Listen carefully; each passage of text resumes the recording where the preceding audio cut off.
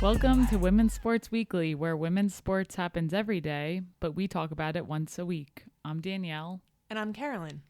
Women's Sports Weekly is a podcast where we discuss the latest news, explore interesting stories, and share our love for women's sports. Follow us on Instagram at Women's Sports Weekly Pod. Welcome. Hi, Danielle. Hey, Carolyn. How's it going? Good. How are you doing this week? Doing all right. As you know, I've been dealing with some chronic hamstring pain, going to PT, and just trying to find my groove again with running. So that's been a little bit of a challenge. I went back to my first track workout in a long time this week to one of the run clubs in Denver. They do a track workout every Tuesday morning. So I decided to go to that for the first time, and it was definitely out of my comfort zone. I'm glad I went. I was definitely probably the slowest one there, and it's really hard being an adult trying to fit in somewhere in the sports world, especially running. It's not really a team sport, which I'm used to, but as you know, I've gotten into running after college and still trying to find my community there. But it's been good to get out of my comfort zone, go to those, and I'm glad. Yeah, that's awesome. And I really do think like runners are a different breed in the way that they socially interact and connect with people. Would you relate to that? Yes. In high school, I only played team sports and I saw the runners and I was like, they're crazy. Who would run miles and miles and miles for fun as their sport? Like to me back then, that was punishment. Once basketball was over in college, I was like, what do I do now? How do I challenge myself in a way that I was getting in sports? And it took me a while to find running and really start enjoying it. But I didn't really get into it until grad school is when I ran my first half marathon. Just still trying to find my groove, especially with injuries and chronic pain, just dealing with that. But it's a nice sport to dive into as an adult and just get that challenge that I've been looking for. Yeah, and I feel like you really find your zone when you're running. Like when I run, I just think about when it's going to be over. And I feel like when you run, you really enjoy the moment. What does it give you? I think what it gives me most is time to just sit with thoughts I've been thinking or not. Just let thoughts come and go as I run. And I really think it's more of a mental thing than a physical thing, honestly. And tiring myself out also helps with my anxiety in general, as you know, I struggle with. So I think running is a huge help. And just finding whether it's a different distance to challenge myself or try to improve my time in the same distance. There's so many variations that I can get from running, and it just never feels like it gets old for me. Yeah. And I think especially for you, it's like you against you. It's not you against anyone else, which I think is interesting transitioning from a team sport, but also can be really cool because you're just comparing yourself against your yesterday self. And I've been watching you run now for our whole relationship, probably over 8 years. To see the joy you have in it and the way you push yourself and then the way you set a goal and then really just crush that goal and put in the work, it's something I admire about you. Well, thank you. One thing that you've been really helpful with is Tuesday nights come around and I started going to a Tuesday night run club and I get nervous every time and I'll say, oh, I don't know if I'm going to go this week. And you're really good about saying, I know you want to go, Danielle, just go, stop making excuses. And I never regret going, but I really have been enjoying finding that community and it's taken me years to push myself to go. So for any other adult runners out there who have not tried Run Club, I definitely would suggest at least giving it a try, and maybe it takes some time to find the right group of runners or what you're looking for. But what I've learned is I have to keep showing up because it takes time for people to get to know you and get familiar with you. And it takes time. So just keep putting in the time. And I think it is worth it at the end of the day. And every run club's different, right? Like if you try one run club, it's not going to be the same as another one. So if one's not your flavor, another one may be it. Exactly. I've currently been trying 2 right now, and yeah, they're definitely very different. So just figuring out what works best. But overall, that's been my week. How are you doing?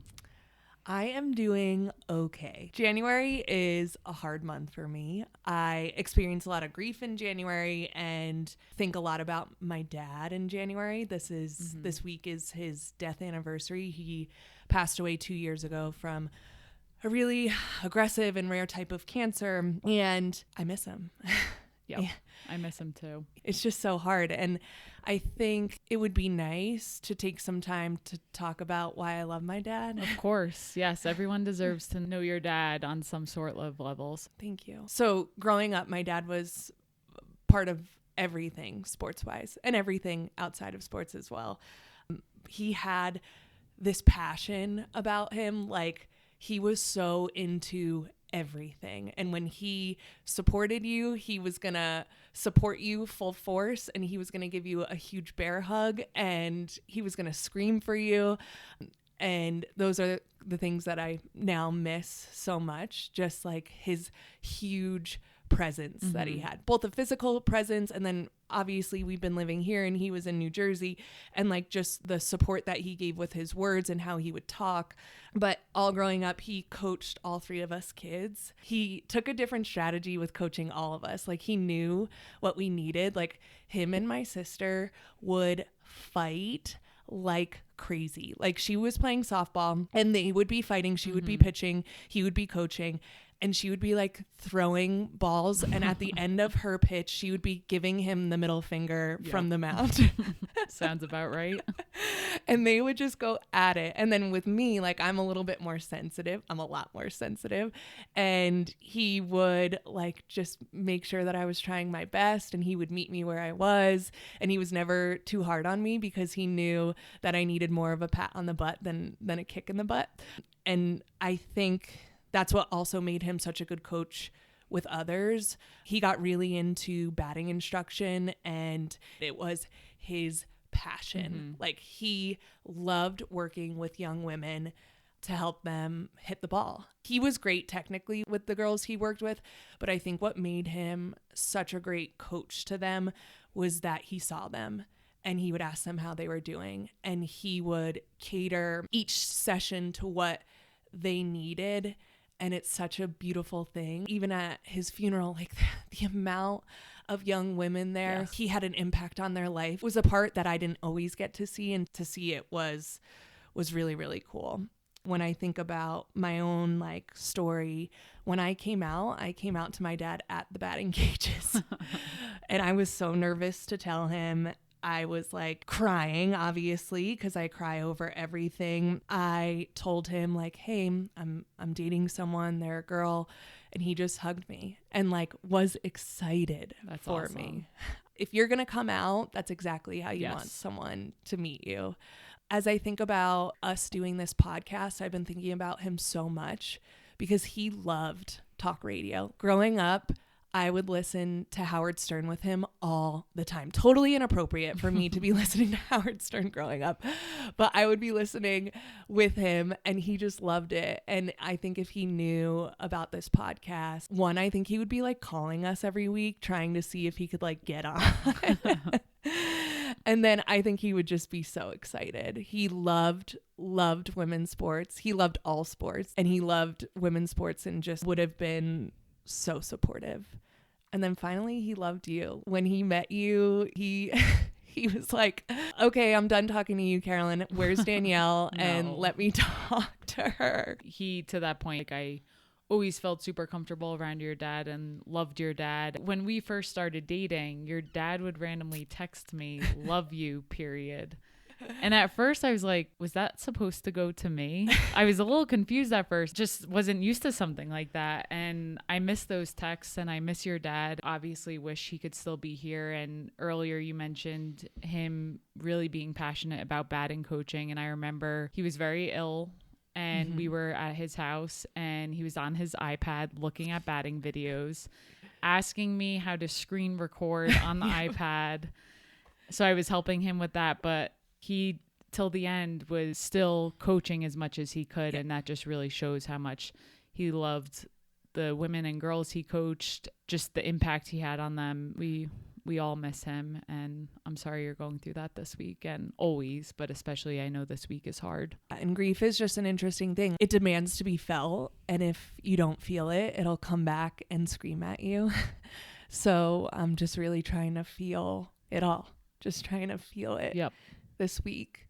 There's so many things that come from my dad, and I can feel it. So I try to remember those things, but thank you for letting me talk about him. You don't need to thank me. I'm glad we're able to honor him in that way, and I just know how difficult it's been.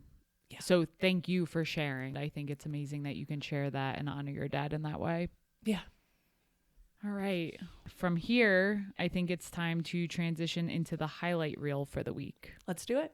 Okay, into the highlight reel for the week. Let's start with the Australian Open semifinals. Let's do it. The semifinals, the match that I want to talk about was Coco Gauff and Aryna Sabalenka. Sabalenka won in 2 sets. She beat Coco 7-6 and 6-4. The women play best of 3 sets, and I know we have quite a bit of conversations about scoring in tennis. Do we need to go through it? Sure. So how I like to think about scoring in tennis is points, then game, then set, then match. So you score points every time you serve or return a serve if you win the point. It gets confusing because those points start at 0, which they call love, and then go 15, 30, 40. And then after 40, if you win that point, you win a game. Yes. Game, set, match.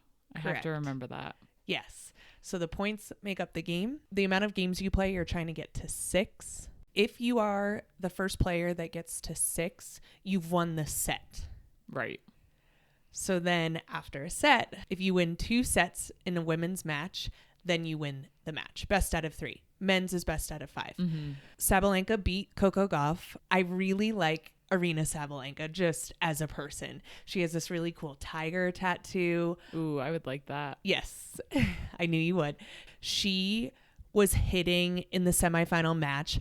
It really reminded me of someone like standing in a batter's box and trying to hit the ball as hard as they could. And Coco, to her credit, is such a good defender. In Coco's last match, she didn't look great. It was like her first time in a really long time that she was off. And then to start this match with Aryna Sabalenka, which many people are calling the championship, even though it is not the championship, she just started out a little bit slow, and Aryna just took advantage of that.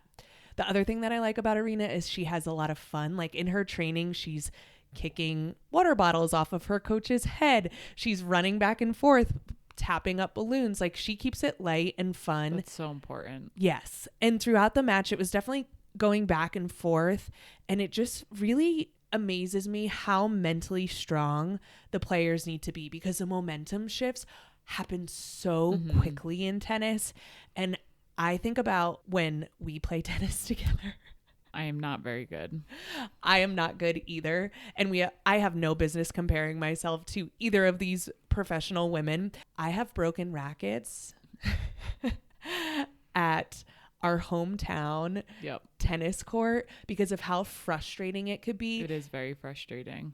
And I find that in tennis, because it's not a team sport and you have your coaches in your box and you have the people supporting you, but when it gets down to it, it's only you on the court. It really can mess with your head. And the way that they handle when they mess up, when something goes their way, when something doesn't, it's really amazing. Coco and Aryna are going to see each other again. This feels like the middle of a really great rivalry that's happening. They both have so much respect for each other. I am such a Coco fan. I think she is in the best physical shape. Her arms are ripped right now. Tennis is one of my favorite things to watch. Yeah, I want to dig into that more. When is it that you really got into tennis? I think I started getting into it when my mom plays a lot of tennis. Dottie. Yes. Yep. You've played with Dottie before. Oh, I have. She's a tough one to play with. What happened the first time you played with my mom, Dottie? We were down the shore and I thought it was a friendly match of tennis, and I don't know how to serve overhand. I mean, I can pick up things quickly, but at the time I'm like, I'm not going to bother. I'll just underhand serve it and get it over the net. We're just playing a friendly game. And your mom goes, "Excuse me, Danielle, if you can't serve, you can't play." Everyone got a kick out of that. We were playing with your sister. Yes. And your sister's husband, Matt, and everyone was just like, did she just say that? And that's just my mom in a nutshell. You gotta love her. Yeah, so she's really into tennis. She plays at least once a week. And then growing up, we had the opportunity to go to the US Open in Queens. Mm-hmm. You even took me one time. That was a really cool experience. Being live at games and you are able to see live sports, it makes such a difference and it creates fans, and it created a fan out of me. So I watch a lot of tennis, disappointed to see Coco losing, but it's the start of something that's going to be really great. Yes, she has a lot of years to come as long as she stays healthy. Can you tell me about one of your highlights for the week? Yes, so I wanted to follow up on something I mentioned last week on the episode about Tara Vanderveer. Quick update. She has surpassed the amount of wins that Coach K originally had, and she now has more wins than any other Division I basketball coach in the history of the sport, men's and women's. It's really just an amazing accomplishment. And did you see her jacket? I did see that jacket. That she has a tally mark for every single game she has coached and won. And it looks good. Yes. She wears it well. It looks really good. Steph Curry, on an interview this past week, was talking about her and the accomplishment. And for me, and we've talked about this before, just really appreciate when male athletes acknowledge women's sports and women's coaches and athletes. And then the other thing, I know we both had a very exciting, fun time watching. Big highlight was the South Carolina LSU women's basketball game this week. Yes, it mostly stressed me out. South Carolina came out on top 76-70. It was an amazing game. So much fun. And how about that crowd? So many students there, So many which students. I loved to and it was see. at LSU. So LSU, they had a whiteout. And to see all the students get into it like that, and other fans, obviously, not just students, was really something to see on the TV. I could watch South Carolina and LSU play every day. South Carolina remains undefeated, which is truly unbelievable. I think they're 17-0 right now. Just last week, we were saying it's scary when a team is undefeated for so long because the pressure builds up. And it's almost, okay, they need someone to get closer to them. And LSU really turned it up because LSU has a few losses this season. They definitely are still trying to find their groove. When that rivalry plays against each other and in the SEC, there's nothing like it. Yeah, and LSU definitely plays to the energy of the game. Mm-hmm. So if they're playing someone big, they're going to bring big energy. I was so stressed because I'm worried about South Carolina. And I want them to be able to have things to learn from. I don't want them to lose by any means, but I think you learn a lot more from your losses than you do from your wins.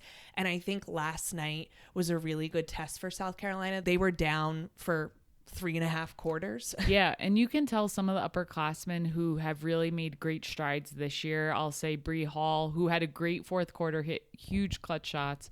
But I would say leading up to that, she was struggling a little bit. Raven Johnson, she was just a little off. And I don't know if it was nerves, the energy, but to your point, it's nice to put them under that pressure to see them come out on top. I felt bad when Angel Reese on LSU fouled out because her fourth foul was a little questionable. Yes. And we talked about this, I think last week when Juju Watkins fouled out. You just hate to see the best player foul out of a game like that. And I get very upset with the refs because I'm like, I hate these off the ball fouls. Yes. They're so annoying. I didn't see it. I don't care. Yep. It's a tough one. I don't want to see the best player on LSU foul out. I want South Carolina to beat LSU with everyone in. I loved the matchups. Yes. Can we talk about Angel Reese and Camila Cardoso?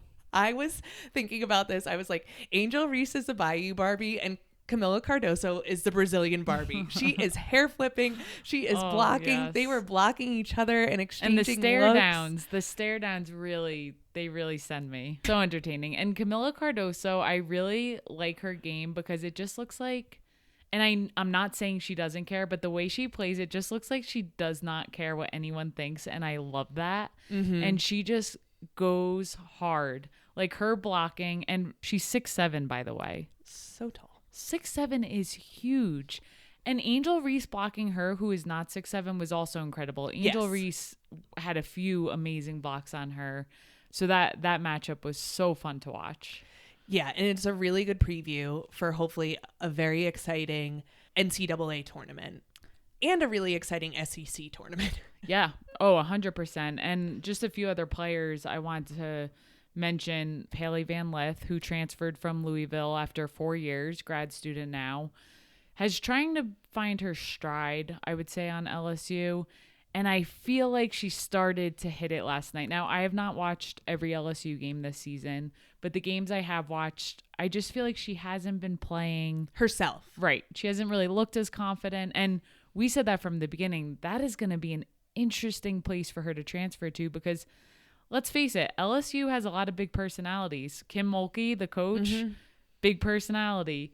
Angel Reese, big personality. So trying to find her groove on that team has been interesting. And her to watch. identity. Yeah. Yeah. But she really stepped it up, and you could just tell, you know, when you see it in someone's eyes that they're really just having a game. Yes. And like they're really the flow. into it. Yes. I feel like I saw that in a lot of the players yesterday, her being one of them.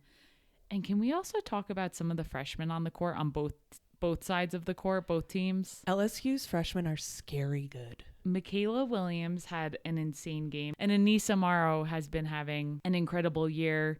And how can we not talk about Malaysia Fulwiley from South Carolina? I love to watch her play. Have you seen some of the highlights just in general this season? Oh, of yeah. her? To see a true freshman come in at this level and to be able to do some of the things these freshmen are doing, it blows my mind, honestly. It's going to be so interesting to see how the game progresses as these freshmen continue on into their careers. Yeah. And we continue to get more freshmen at this level. It's going to be really fun. And we do also have to give credit to Dawn Staley and Kim Mulkey. Oh my God, that matchup too. Two amazing women coaches. Yes. And two people who are so unapologetically themselves. Yes. And then give permission for their players to be unapologetically themselves. And I just really have to also point out that I love both their outfits. Every game, if you have not seen Kim Mulkey, her sparkly outfits, it's become a thing this year. Like, they'll have games at home where they'll tell the fans to dress like Kim Mulkey. And they really get into it. Yes. And it's not just Kim Mulkey. It's their entire staff. Yes, that is true. They are all dressed up like so campy. It's almost ridiculous, but somehow they're pulling it off. And then the whole crowd is also wearing similar outfits. It's really something. And then Dawn. I love Dawn's outfits. Her sweatsuits. What was she wearing the other night? She was had it a Chanel sweatshirt on. Yes. Back to them as coaches. I just love to see what they wear each game, but they are incredible coaches. Speaking to Dawn's coaching ability, at halftime, South Carolina did not look good. They made an adjustment. I don't know what Dawn said to them. I don't know what the players said to each other. They came out and looked a lot different. And to be able to make those changes as needed during the game, I don't know how they do it. You could just tell she's a great coach and so good with those women on the team. Up next, we will go into our Outside the Line segment where we talk a little bit more about things outside of our wheelhouse. Okay, welcome to our segment we are affectionately calling Outside the Lines. It's going to be more of a discussion, maybe some complaining, especially on my part, and talking about things happening off the court, off the field. Let's get into it. So my first gripe is the Associated Press poll, the AP poll for women's basketball. The AP poll provides weekly rankings of the top 25 NCAA teams in women's basketball. I was like, these rankings always seem really off to me. I don't understand. So I did a little bit of research, and the rankings are compiled by polling 62 sports writers and broadcasters from across the nation. Each voter brings their own ranking of the top 25 teams, and then the individual rankings are combined to produce a national ranking I was like, oh, this makes a lot more sense that it's coming from sports writers and broadcasters, because I just question how much they know. There's 62 of them. How are they chosen? Right. What are your initial thoughts on it? It's interesting. I always look forward to the rankings each week. It's exciting to guess where's everyone going to be this week. And when it comes out, we always have a discussion of, what do you think? I didn't honestly know how or who was doing these rankings. There has to be a reason they're choosing broadcasters and sports writers. I would think these are the people who are going to in-person games. And as we know, being there in person does provide a totally different experience than watching on the TV. When we saw Colorado versus USC. Yep. I'm going to say Juju Watkins' name again. She was just unbelievable, and I don't think we would see that type of talent on TV. It's just not the same always. Yeah. My other reaction is it makes sense it's not coaches, because what coach is going to go against their own team? Yes. I don't know. That's a hard one for me. I thought it was going to be more based off like strength of schedule. Yes. Like some kind of power ranking algorithm, and it's not. And so I just think it lends itself to a lot of bias. And I know I love South Carolina. Coming into the season, they were ranked 6th on the AP poll. I thought that was totally disrespectful. Okay, counter argument and question for you. When you go back to strength of schedule that you mentioned, don't you think the broadcasters and sports writers do take a look at the schedules and take that into consideration when they're doing their votes? I do. I also think that humans are biased, just Sure. like I have my bias towards South 100%. Carolina. So I think they consider it, and I think they think about how much they like certain teams and Sure. how much they like certain coaches. And I think that plays a factor. Even thinking about University of Southern California. Last week, they beat UCLA, lost to Colorado, 2 top 5 teams, and then somehow dropped to 11. I remember being really surprised that they dropped that much. Yeah, something like that is very interesting to dive into. I also want to go back to your comment about South Carolina starting the season lower. I can go either way. If I'm going to be completely honest, I thought South Carolina was going to have a down year this year. And you have converted me into a Gamecocks fan since we've been together. I'm more of I find players that I really like or coaches I really like over the years, and I tend to lean towards those teams. But South Carolina has a special place in my heart. And I thought they were going to be down this year. So that one I can go either way with. I don't know that it was disrespectful. I can understand why some people probably do think that. And for me, it's like, okay, they lost a lot of women last year to the WNBA draft. So when you think about that and put that into consideration, you might think there's no way. And they lost to Iowa in the semifinals of last year's tournament. Yes. So people probably thought this is their peak. And Aaliyah Boston, as you know, was the best player in the country last year and rookie of the year in the WNBA. They lost a powerhouse in her. Sure. So I think overall they just must have taken that into consideration. To your point as well, give Dawn Staley more credit. Yeah. She knows how to recruit. She knows how to coach. Raven Johnson, last year in the Final Four game, Caitlin Clark was guarding her out on the 3-point line. Oh, I remember. and she waved Raven Johnson off. She was like, shoot that shot. Yeah, you're not going to make it. Because South Carolina was not shooting the outside ball. So Iowa's game plan was just crowd the middle, and it worked. Well, Raven Johnson this year proved everyone wrong. I'm so happy. Really showed what someone can do in the off season to improve their game and make sure that never happens again. And I think players could go one or two ways on that. They could either just not work on it at all and find themselves in the same situation, but she has not. So yes. She's shooting 40% from the 3 right now. Yeah, it's unbelievable. Amazing. Her game is unbelievable. But I do wonder, like Iowa, they have Caitlin Clark. Yes. They don't have much else. I Would you agree with that? I agree. They somehow stay up there in the rankings. They could lose. Have you seen their record? I know, but this is where I take into strength of schedule. Okay. And the guards on Iowa are solid. Yes. The bigs on Iowa need work. Hannah Stolke. They lost Monica Susanna last year, and without her, they are struggling down low. Hannah Stolke is good. She's still fresh though.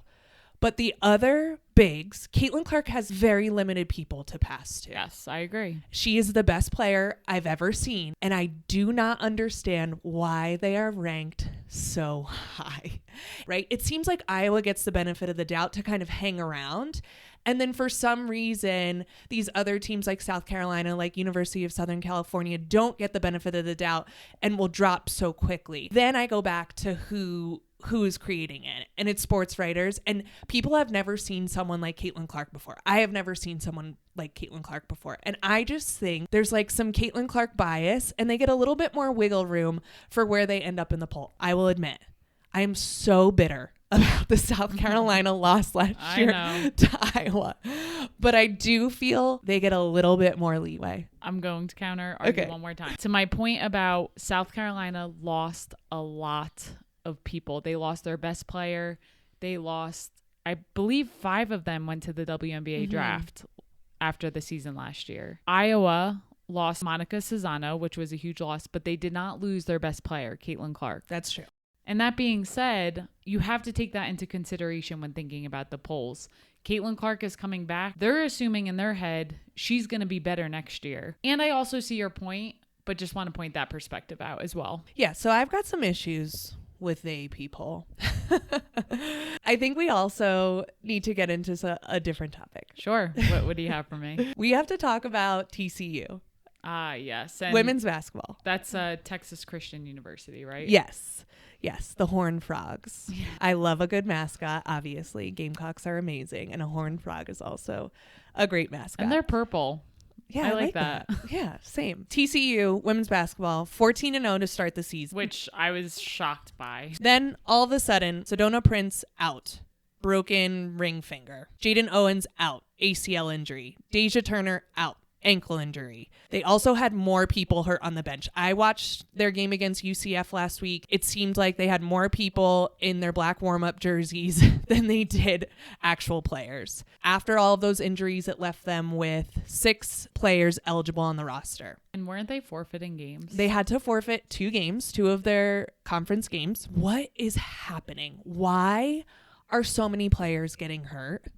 And then I'm like, is it the strength and conditioning coaches doing something? Like, are they doing something different? Did all of them go to the same training and now they're doing some kind of specific exercise with these women and they're all getting hurt? Are athletes lacking in other movements? Like, are these athletes just focused on basketball, not diversifying their movements, and then they're just getting more hurt? Is the game a lot more accelerated than it was in the past? We kind of just need to adapt. And my last thought is like, are they just so super stressed that their mental health is being affected? And when your mental health is being affected, when you're not getting enough sleep, when you're stressed out from the sport you play, when you're stressed out from life, you're more likely to get hurt. What are your thoughts? I have a few thoughts on this one. Given the variety of injuries that these women have sustained, I don't necessarily think in this case it's strength and conditioning. I think if everyone was tearing their ACL, I'd be like, whoa. Sometimes it's just really unfortunate and bad luck. We talk about it. I know we're not talking about UConn women's basketball team, but they also sustained so many injuries, and this has been going on for years now. I don't know. If you were the coach, what would you be doing? It depends. Again, if everyone on my team was tearing their ACL or something with their knees, I would definitely address strength and conditioning. What are we not doing, or what are we doing too much of?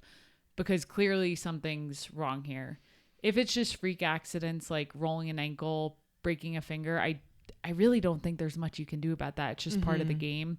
So I think I would really have to dig into what are the injuries that are occurring, and is it something I'm doing, or is it something the staff is doing that we need to address? So the coach at TCU, with all of these players out, they had to host an open tryout.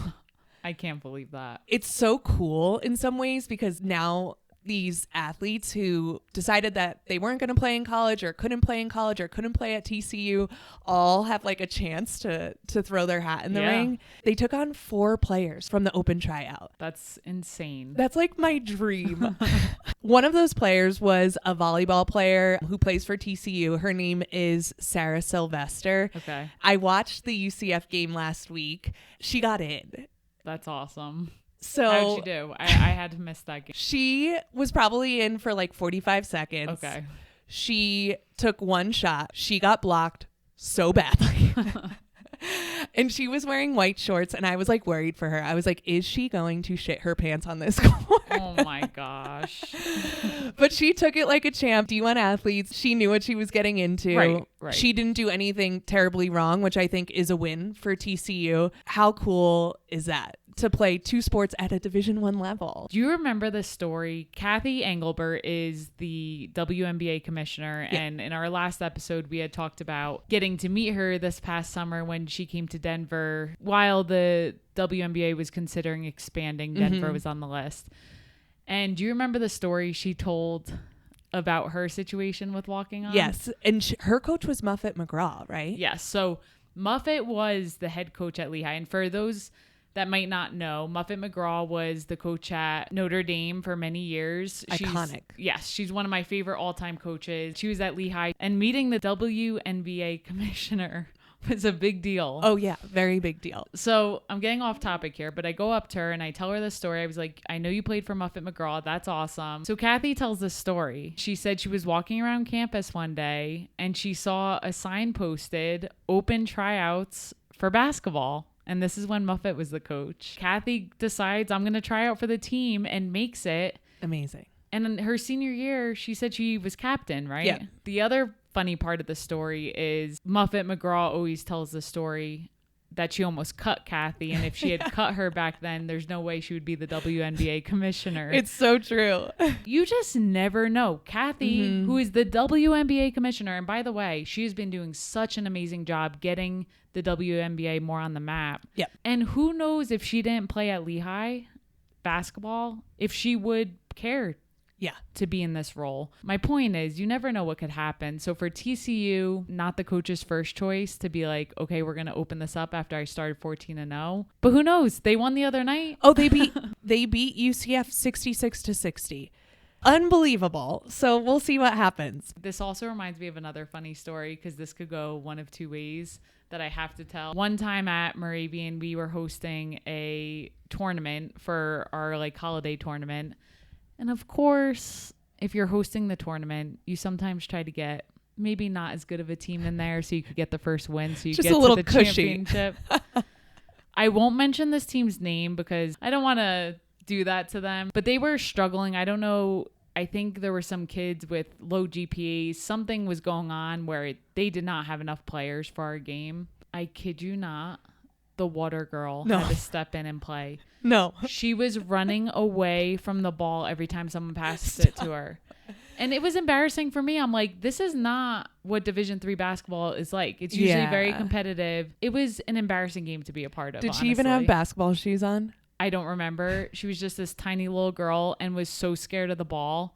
Oh, so that's not what she signed up for. I think I hit 4 threes in a row to start the game.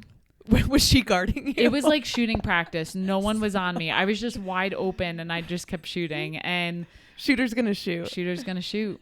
And they were leaving me open. So it could also go that route. So I'm glad TCU. I hope they do better than that, and who knows what could happen. And I hope injuries, especially in sport, especially in women's sports, is looked at a little bit more critically of like why is this happening so often? And we'll continue to talk about this, especially when we get into the soccer season. We'll be revisiting this topic quite a bit.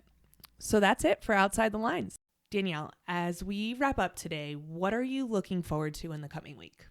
One of the things I'm looking forward to is the Marathon Olympic Trials. Yes, so they take place Saturday, February 3rd in Orlando, Florida, which is interesting. Is it going to be hot in Orlando? So originally they wanted to do it at noon, and the runners had a lot to say about that because, yeah, you would think that would be too hot. I believe it starts at 10 a.m. now, so they did move it up. If you want to watch it live, you can watch it on Peacock, or they'll have a delayed 2-hour delay taped on NBC starting at noon Eastern. And this will be taking place for the men and the women. There's 2 runners who will be running that I've been kind of invested in over the years as I got into running and have been following. One of them is Sarah Hall. She is married to Ryan Hall, who was also a professional runner, and now he helps coach her. Yes. She's 40 years old, by the way, which is incredible. I look up to that because, as you know, I always worry, am I going to be able to run long term, just keep my body healthy? And it's amazing that she's able to run at this elite level at 40 years old. On the day, do they run a full marathon? Yes, they do. So in order to qualify, the women have to hit a time of 2 hours and 37 minutes. 2 hours and 37 minutes. To qualify. That's like my half marathon time. I ran a full marathon in over 4 hours, and they're running a marathon 2 hours, 37 minutes. And so if they run that, are they in? So they have to run 2:37 in a marathon leading up to the Olympic trials. So that's the Olympic trial qualifying time was 2:37. On Sunday, in order to get into the 2024 Paris Olympic Games, they need to run 2 hours, 26 minutes, and 50 seconds or faster. Wow. So they have to cut the Olympic qualifying time by, it looks like, almost 11 minutes. That's really difficult to do in running. Yes. You and I trained for a marathon this summer. It was horrible. We know what goes into it. Could you imagine competing at the level that these women compete at? No, because I feel like running is just pain. So it's 2 hours and 26 minutes of pure pain. Pain. Who else are you looking forward to? Molly Seidel. She's someone I've been following over the years as well. Did we see her run in Chicago? Yes. And I wanted to mention earlier that I forgot. So Sarah Hall ran Chicago in 2021 when I ran Chicago. Obviously, I was not up with the elites, so I didn't get to see her in person, but I was really excited that year that she was one of the elites running. And it was actually very nice to see when she was upset about her time because it was so hot that year. And I thought I was just making excuses, but she thought she had the best training cycle of her life that year. And she was really upset because it was unseasonably hot. Yes, like 80 degrees hot in October. And then this year, when we went to see Amanda and Carly run the Chicago Marathon. Amanda and Carly are your sisters. Yes, my sisters Amanda and Carly ran their first marathon this year, which was so fun to watch them crush that goal. So when we went to Chicago to watch them, Molly Seidel was one of the elites. If you haven't heard of the Sad Girl Track Club, it's a good follow on Instagram, and she kind of spearheads that. So she's just kind of this funny person and will wear these ridiculous costumes for turkey trots on Thanksgiving and just really tries to have fun with it. So that's another person I enjoy. So I really hope Sarah Hall and Molly Seidel do well. One of the things I'm also amazed by, there's people who are just like you and I, have separate careers. They're not professional runners, but they're fast enough to reach these Olympic qualifying times, and they're going to be in Orlando. Could you imagine, on top of your full-time job, everyday responsibilities, being able to train at that level to prepare for an Olympic trials? I can't imagine, because when we did our training for New York City, it was very intense for me while maintaining a full-time job. And that was to be very below average in my running. You did great. It was your first marathon too, and it was amazing to watch you do it. We follow a training plan that realistically is bare minimum compared to what professionals are doing. And it takes a lot of time and energy to know that there's people out there working, their moms, their everything you could imagine, and they're still putting in the work to hopefully chase a dream and be an Olympian. Yeah. It's really incredible. And I think it sounds a little cheesy, but I think they're the real heroes out here. That's so excited for sure. to see them as well. That's great. And I'm just generally very excited for the Olympics this year. Yes, it's going to be amazing. I can't wait to cover it. Yes, me neither. It's going to be great. So many sports to cover. With that being said, the thing I'm looking forward to this week is women's gymnastics. On Friday, February 2nd at 8 p.m., LSU, they have a meet with Arkansas. It's on the SEC network. I had the chance to watch LSU versus Kentucky. They have a gymnast. Her name is Haley Bryant. She gets perfect tens. Wow. On uneven bars. How do you do that? I have no idea. The whole LSU team sticks everything. I've never seen anything like it. I was just watching amazed. Do you know how wide their balance beam is? If I had to guess, 3 inches? It's 4 inches. Okay. That's not very wide. I don't know how they do it. So I'm excited to watch next Friday, and I hope you all do too. So as we wrap up, that's it for this week. We will see you next week on Women's Sports Weekly. In the meantime, watch women's sports. Send us a message on Instagram for anything you want to discuss at Women's Sports Weekly Pod. Thanks for joining us.